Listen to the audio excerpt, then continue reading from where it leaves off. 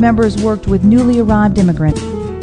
What if we challenged our members to 1 million hours over the 3 years? And that seemed a little scary. I did the math, I divided it by our number of members. Well, what if we challenged them to 1 million hours a year? And so as we quickly exceeded that goal, we realized we underestimated the daughters and how hard they're working nationwide.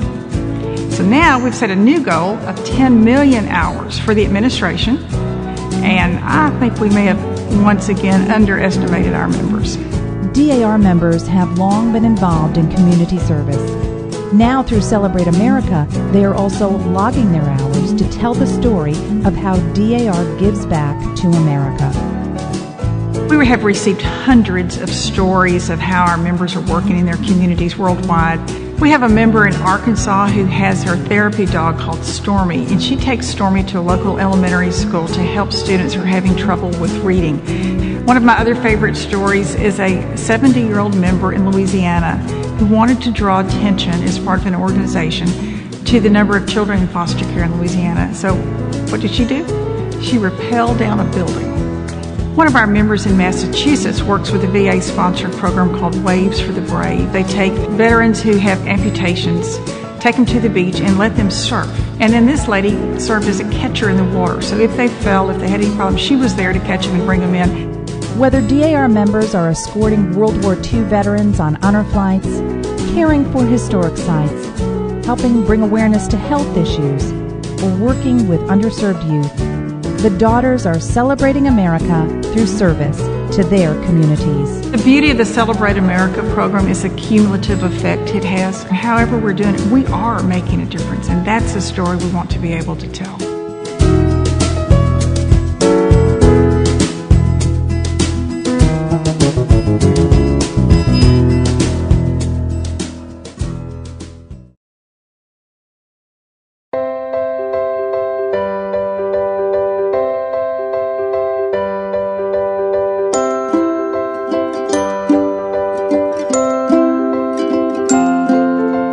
Knowing that other people care and that other people are out there wanting to do something good in their community, I think that's really powerful.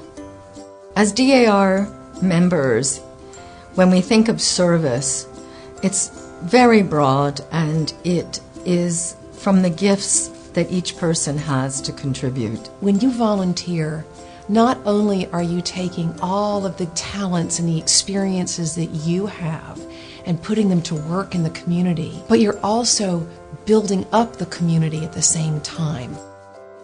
We want a society founded on service. That was a quotation taken directly from Eugenia Washington, one of our founders. And over the last 125 years, that is exactly what has happened. DAR members have been involved in service to their communities from the beginning of the organization, and we continue to do that today. DAR itself is a very large organization. Almost 3,000 chapters in every state of the Union, as well as in numerous countries across the world. Those 177,000 women, wherever they find themselves, can impact their communities in very positive ways. So it starts from a very small effort. It might be a member recognizing the need that their community needs a food pantry, and she decides to organize it.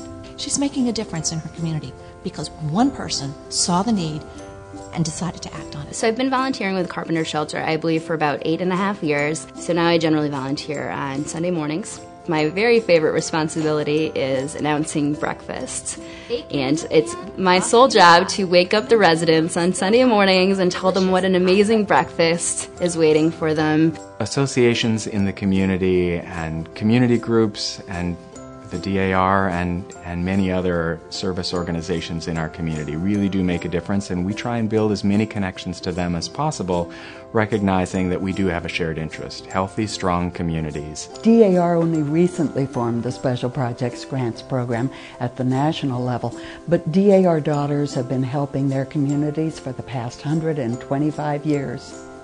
Matching fund grants of up to $10,000 are awarded in the areas of historic preservation, education, and patriotism. Over the past few years, DAR has awarded over $250,000 annually in support of local activities. The Bath Community Library was founded in 1701, and it was founded because someone in England sent books to the St. Thomas Parish, which is here in Bath.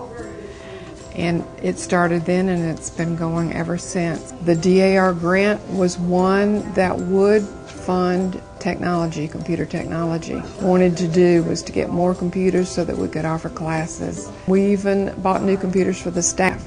They had problems even checking out books sometimes, so now they're able to serve the patrons so much better because of the computer technology that the DAR grant paid for. Without the support of the DAR Special Grant Program, we would not be able to offer computer classes. We wouldn't be able to have room to bring in additional books as we were cramped before. Patrons' attendance has increased. We have community functions here. All of this we would be without the support of the DAR. Free Minds uses the tools of books, a book discussion, and creative writing to build a brotherhood and to enable these young men to see new possibilities for their futures. That is what I love about the DAR, like how it's so firmly planted that literacy and education is the way to change the world. It's hope, it's power. And so that started us off, that special projects grant on our Books Across the Miles. And we have to report today, it's amazingly successful. We met Free Minds when they were just starting to grow. They work with incarcerated youth, and many of them are illiterate or close to that.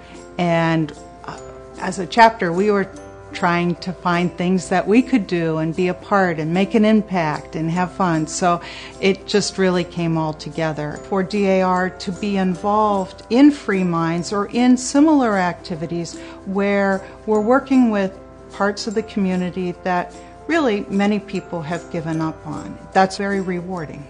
I'm very grateful for DAR's support, and I know our members are too, because we get all the books.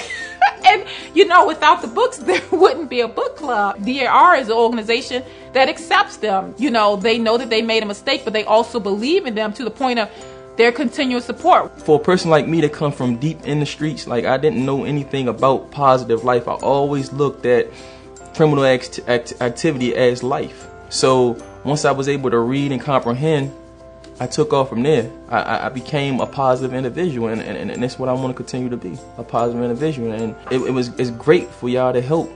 The capability that I have is to reach out to all of our program managers out in the field, and I simply ask them that question: how are DAR members making a difference in your facility? And in literally a matter of hours, I had emails flooding in telling me about the stories. The impact that DAR has on the veteran community today is very important, because the DAR members continue to come into our VA hospitals and serve in a number of capacities. That gives veterans today an opportunity to remember that there is an organization and there is a community that cares about them and remembers their sacrifice and service to America. What I like most about DAR's objectives is that its focus is really on giving back to the community around you. I know the three focuses are historic preservation, education, and patriotism, and I feel like those three focuses really align a lot with the volunteer activities that I want to be involved in. DAR support has been an ability for us as a small organization to expand our reach much farther than we ever thought we could. It's important for each person to find a way to give back, to be able to volunteer. We are members of a community. We need to be there. We can be there.